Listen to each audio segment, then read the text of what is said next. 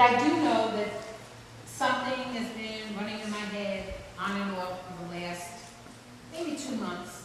And on my way here this morning, I looked up and there was a bulletin board, and on the bulletin board was a soldier, and the soldier was saying, commitment. Commit to something greater than yourself. And I said, aha, there it is, commitment. So that's what we're going to talk about this morning. The other piece is that I have my BlackBerry, and I went to the word commitment. And so part of my service is coming from the BlackBerry, and I am so grateful that I have one.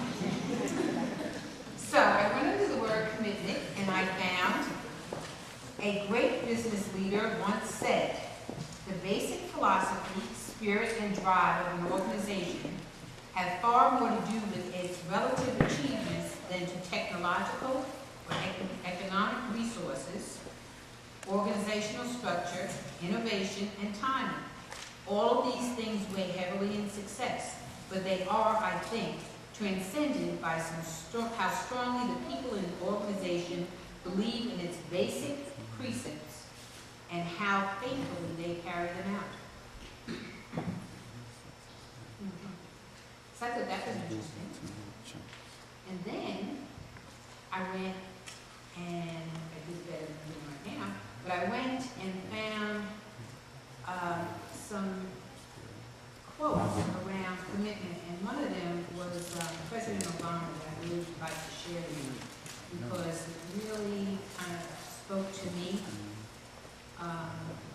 in terms of when one makes a commitment, some of the things that can happen in the commitment process.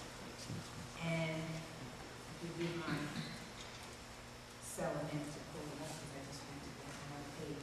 One of the things that kind of hit me in terms of looking at commitment is where we are. One, recognizing why we're here. That is the first step in terms of commitment. Why we are on this planet at this time.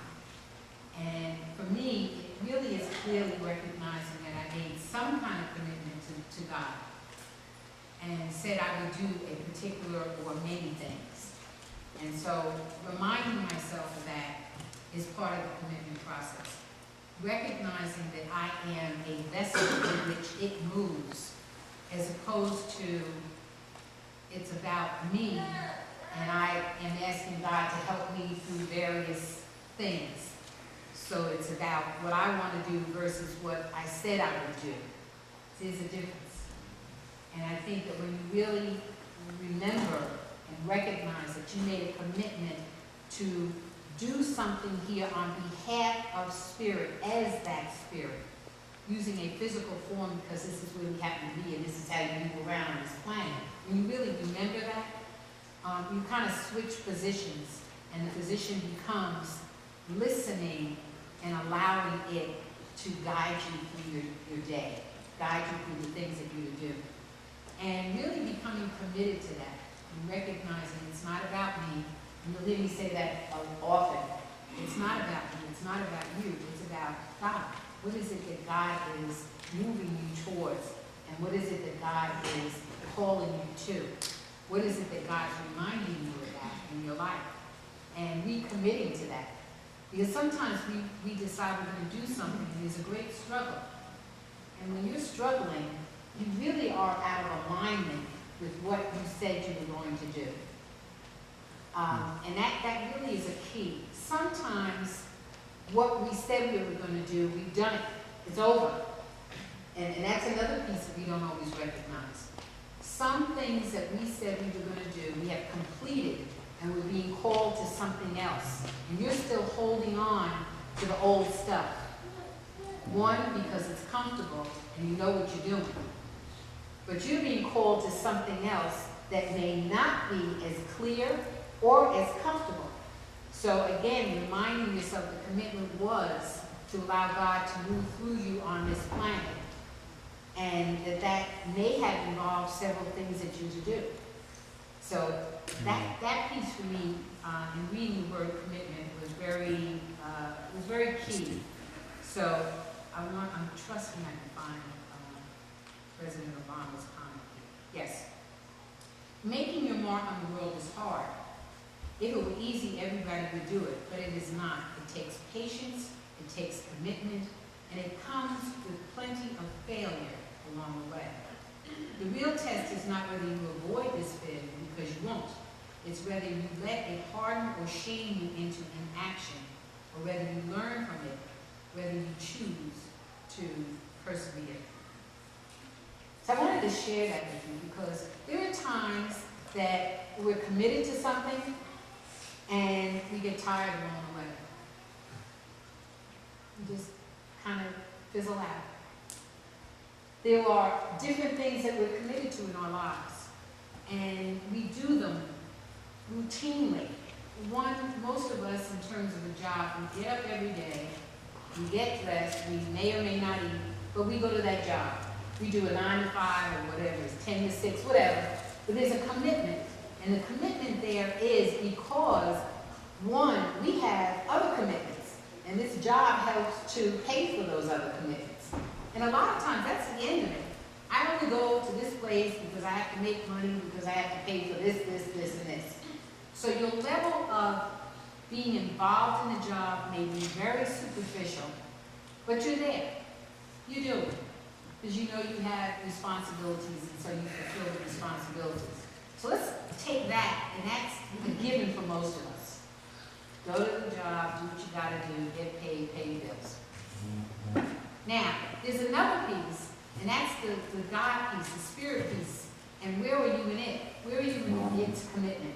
See, part of the process being here is remembering who you are.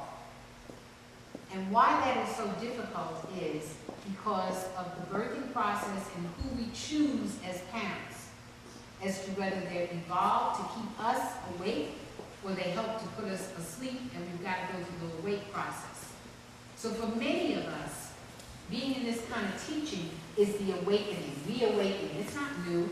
You know that. You hear things and you'll say, wow, I knew that. Yeah, you're right. That's right. And you feel it. Because it's not new. It's just that you've forgotten it. So part of the spiritual piece is a practice of staying awake. And what I want to bring to the table today is that's a commitment. You have to commit to staying awake. You have to commit to your time to spirit work to stay awake. You can't come on Sunday and talk about, wow, that was a really good service, and then as you walk out the door, forget everything you heard and not practice various things that you've been given as a reminder. See, the practice piece is key because it keeps us back in spirit consciousness, reminding ourselves that we are spirit as we move through various things. Because if you forget it, you then step back into the human mode. And see, the human mode struggles. The human mode buys into the stuff that they see, buys into lack, limitation, aging, all of that is the human mode. So as you step into and hear spiritual practices, part of your commitment to spirit is to work with those practices. It's not just listen to it, say that was really good. But the question is, are you committed to working with it? And as you commit to work with it, what happens is that you begin to peel away the sleep. You begin to walk daily in a very different consciousness. And that consciousness says, I can choose my experience regardless of what appears in front of me. In order to do that,